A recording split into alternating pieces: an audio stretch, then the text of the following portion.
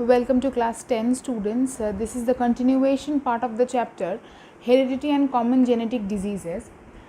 In my previous video, I have discussed with you till the topic of Mendel's chosen contrasting characters in pea plant, where I have discussed about 7 pair of contrasting characters, their dominant trait and recessive trait. Okay, I have told you that you need to learn the dominant and recessive traits of these characters by heart because you will need them later on.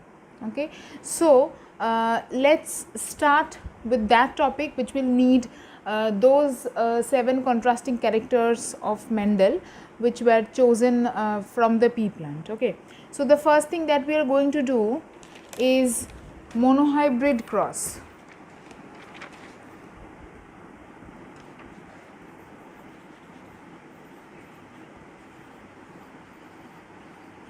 Now the word mono means one. So here one pair of contrasting characters are being considered while doing this cross, means while doing this cross between two organisms, one pair of contrasting characters are noted among them. Okay, so let's look at your book. This is the basic definition. Now we will go deeper into it. Okay, monohybrid cross, the genetic experiment of cross breeding between two varieties of same species bearing one pair of contrasting characters or traits is known as monohybrid cross. For example, what can we say? Tall cross dwarf. So here only one character, their dominant and recessive traits are considered here. Tall is written as capital T, dwarf is written as small t. So we are doing this cross between these two organisms who has one pair of contrasting characters. What is that?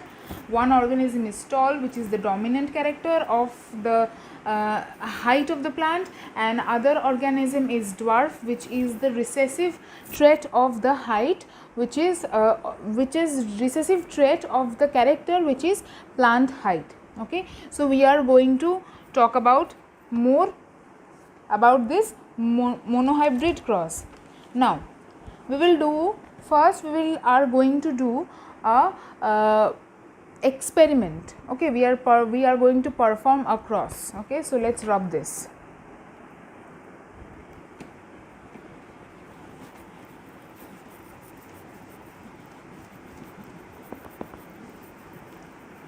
Okay, suppose we are going to take the same one, tall plant cross dwarf plant.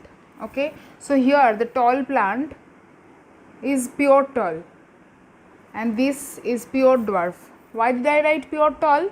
I may not have written pure dwarf, but still it would have been denoted by this genotype small t, but I had to write pure tall. Otherwise tall could have been capital T small t or capital T. So now we have to specify what type of tall it is. So if it is pure tall, we are going to rub the other one and we are going to keep this capital T one. Okay, so this is the P generation. Okay, I hope you can see. Now, so what is our P generation? Pure tall crossed with pure dwarf. The genotypes are also written in bracket, capital T for pure tall, small t for pure tall. Now what we will do? We will find out the gametes of these organisms. What is the gamete of this one?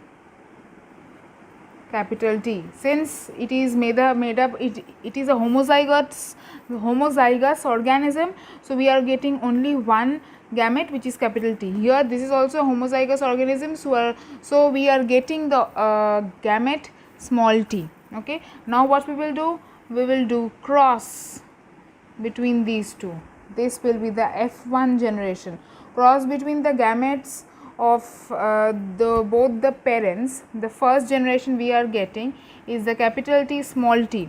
We are getting the organism capital T small t. Here it is hybrid tall, you will have to write hybrid tall.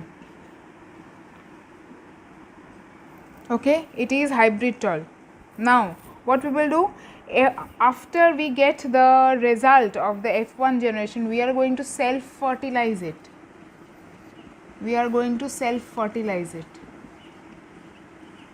Clear? How are we going to self fertilize it? For that we need to make a checker box, but before that I need to rub this board, and you will make sure that you have understood till this much. Okay, so this is the first generation, P generation, known as the P generation, capital T, small t, pure tall, pure dwarf. You can also write this 2 in bracket and this as the main one. Okay, so then we find the gametes, capital T, small t.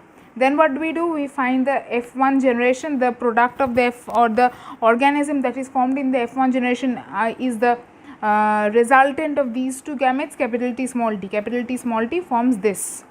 What type of organism is this? This is a hybrid tall. Okay, now what we will do, now how we will go forward, we will self fertilize this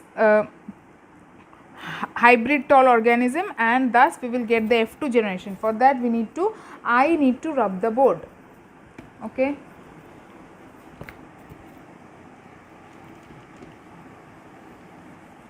okay, so we will do the F2 generation here. F2 generation here, how will we do? So here it was capital T, small t, and we are going to self fertilize it, right? So we are going to draw a checker box. One is the female, other one is the male.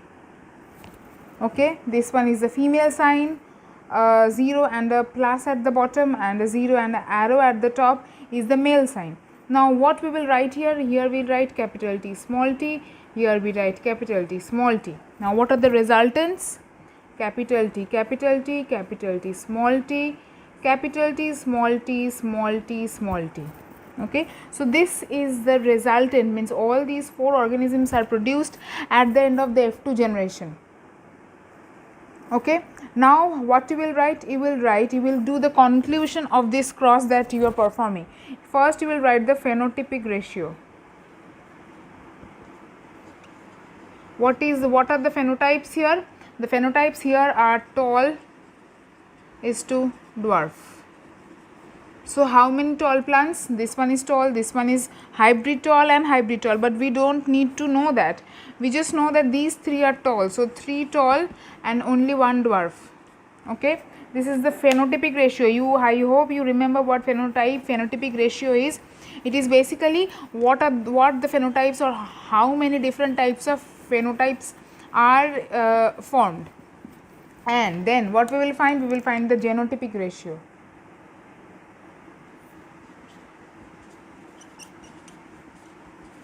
What are the genotypes here? Genotypes here are capital T, capital T. 3 different types are here. This is one, these 2 are another, capital T, small t, and the last one is small t, small t. So what are the numbers? Capital T 1, this one 2, means capital T, small t 2, and lastly small t 1. Okay, so these are the genotypic ratio, and this is how you will conclude the cross. Okay, so I hope I think you have understood this. If you have not, keep on seeing the video, and I will again continue this, and I will say you different details about this, why this is happening in the next video. Okay.